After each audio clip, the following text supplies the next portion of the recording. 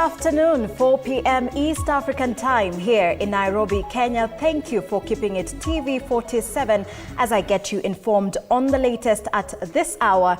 I am Sheilar, Chelangat, and of course, we begin now. The Independent Electoral and Boundaries Commission, IEBC, has appointed Moses Ledama Sunkuli as the acting chief executive officer and the commission secretary with immediate effect.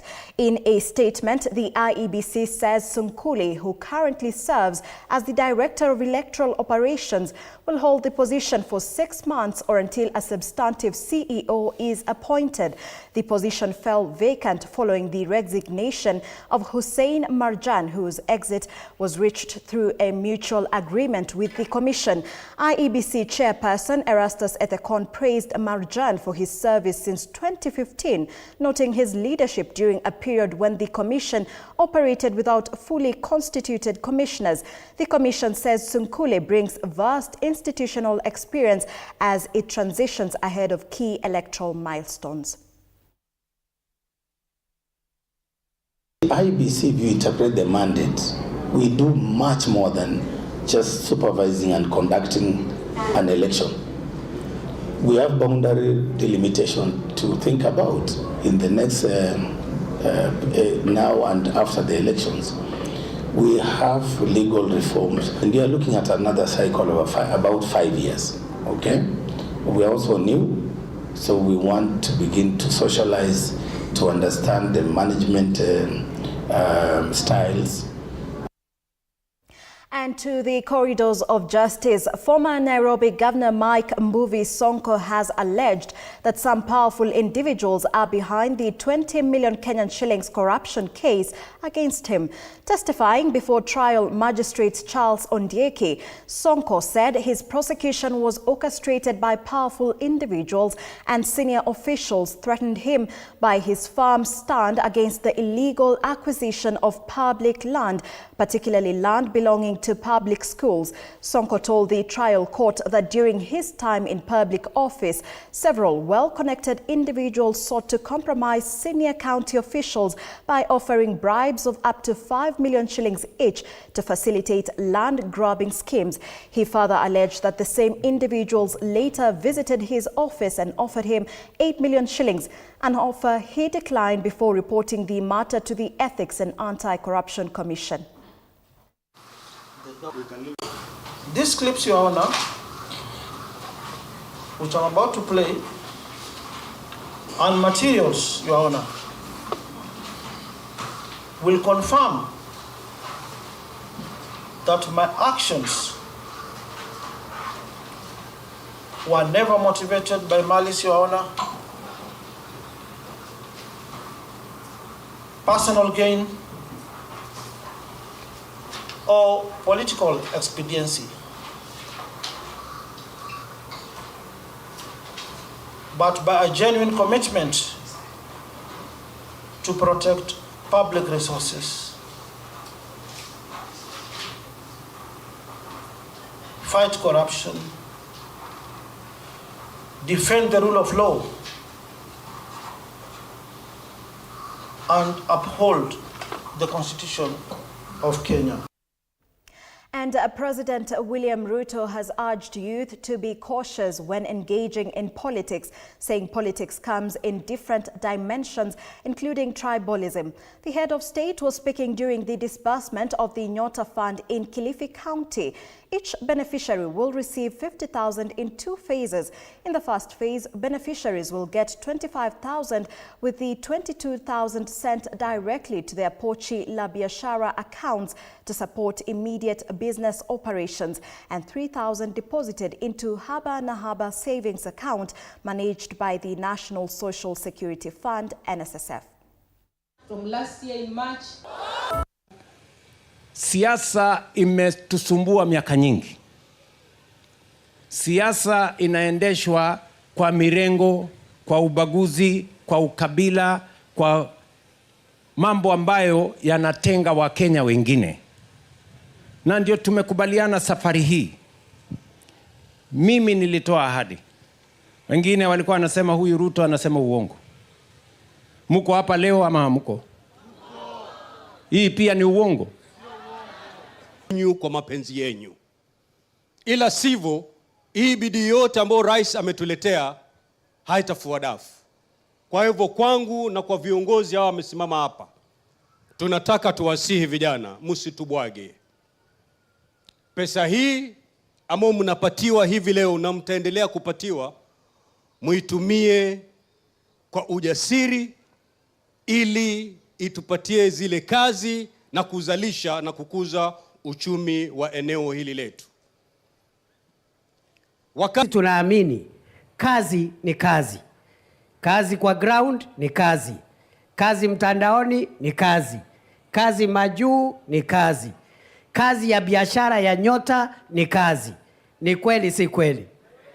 Kwa hivyo mimi nimefurahi sana kwa sababu hii ndio itatusaidia tupanue uchumi wetu.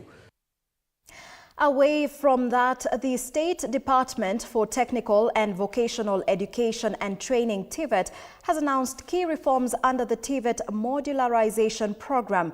Principal Secretary Dr. Esther Moria confirmed that TVET training is fully competency-based and delivered in short 3-month modules.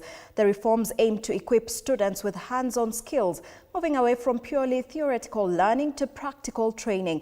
The initiative has already trained 1,500 solar installation technicians and established practical training centers, including a hairdressing institute in Kibra. It was decided that we were going to go modular. What does that mean? That a young person comes to school and is in the workshops and the laboratories for 3 months. By the time that young person is out of training in 3 months, they have employable skills.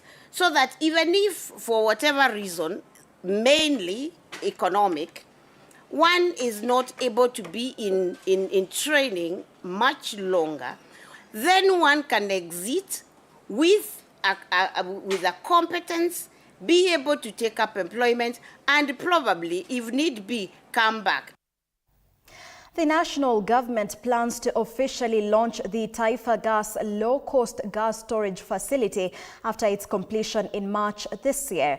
Principal Secretary State Department for Investment Promotion Abubakar Hassan says the construction of the facility located in Dongo Kundu Special Economic Zone in Mombasa County has reached 80% completion. Hassan has noted that the facility, which is being built on 30 acres of land, will have the capacity to store between 30,000 and 45,000 tons of gas before distribution to the public. And there, as a country, we are the agenda of the president is we are moving from dirty cooking to clean cooking.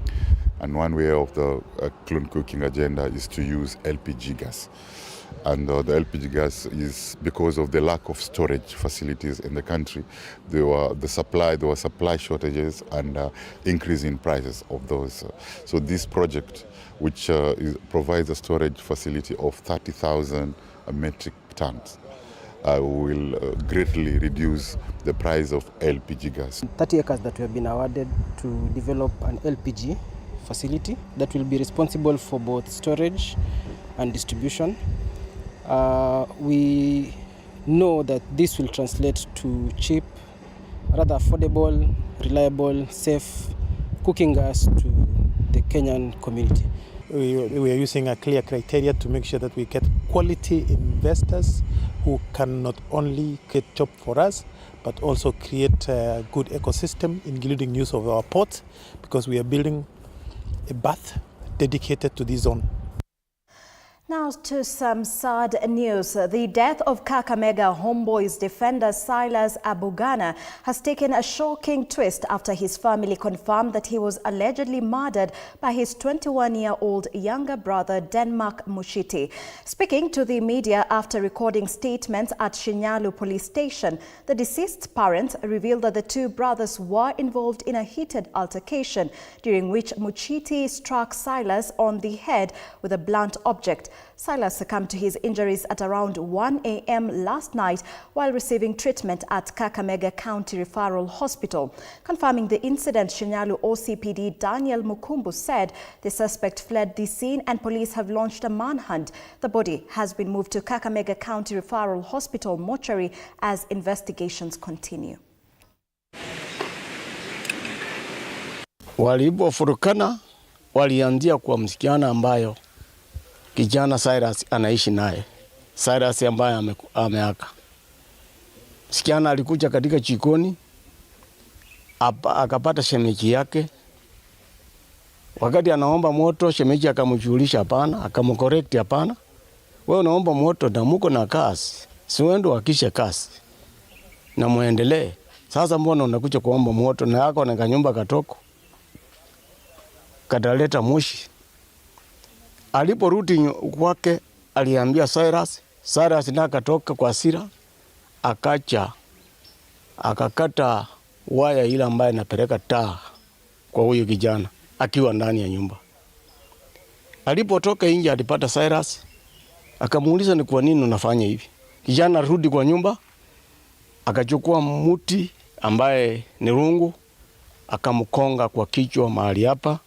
So far hatujashika, lakini tuko na familia hapa wao, sababu ni jambo ambayo ilifanyika kwa family. Lakini baadhi ya family members isipokuwa tunaambiwa kijana yule mwenye alimpiga alitoroka, lakini bado tunamfuatia.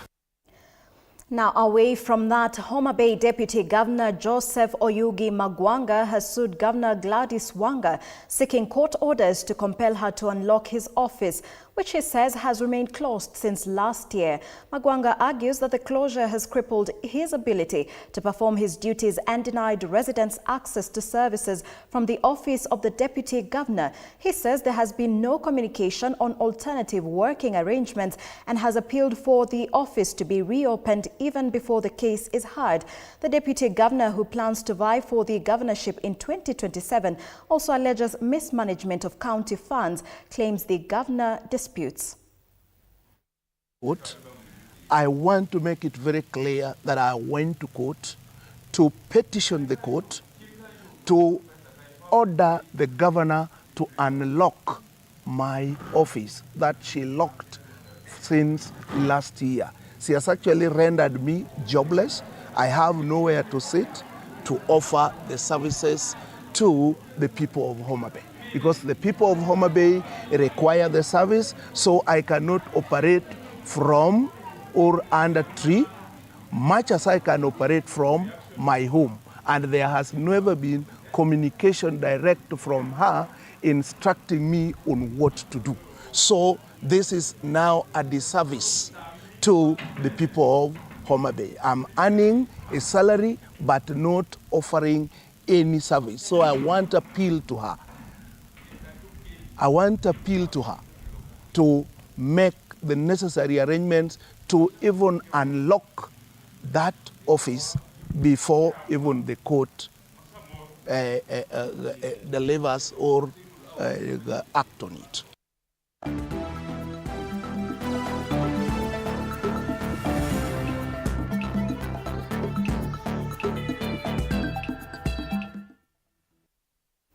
Manchester City sealed a mouth-watering Carabao Cup final clash with Premier League leaders Arsenal after dismantling holders Newcastle United 5-1 on aggregate. Eddie Howe's men arrived at the Etihad Stadium needing a miracle after losing the first leg 2-0. But their hopes were dashed almost immediately. Omar Mamouche struck in the 6th minute to put City firmly in control and set Pep Guardiola's side on course for a record-extending. Looking back, I was a serious workaholic. I'd be working all the time. Come in very early, leave probably the following day. Working so hard within the TV industry, I wanted that to be the place where I could prove myself. I literally nearly killed myself working.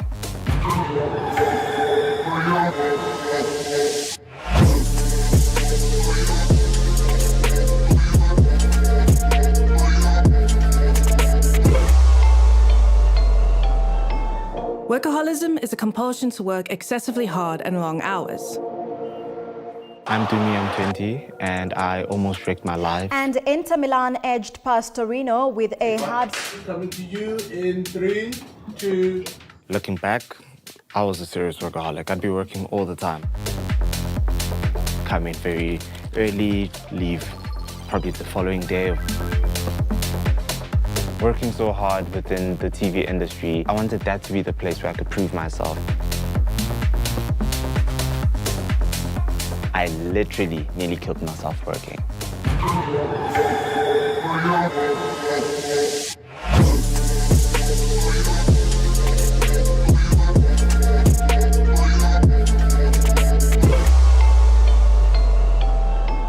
Workaholism is a compulsion to work excessively hard and long hours. I'm Dumi, I'm 20, and I almost wrecked my life trying to work until I just couldn't anymore. Workaholism is not yet recognized as a medical condition, but psychologists say the symptoms are much like those of someone addicted to gambling or substances. In high school, I didn't fit into all the cool groups. I finally went into modeling, going to commercials, and I saw a director on set. As soon as I saw him, I was just Right, those mouth-watering highlights wraps up News Now at 4 with I, Sheilar Chelangat. Of course, more updates in our subsequent bulletins. Do enjoy the rest of your viewership. Good afternoon.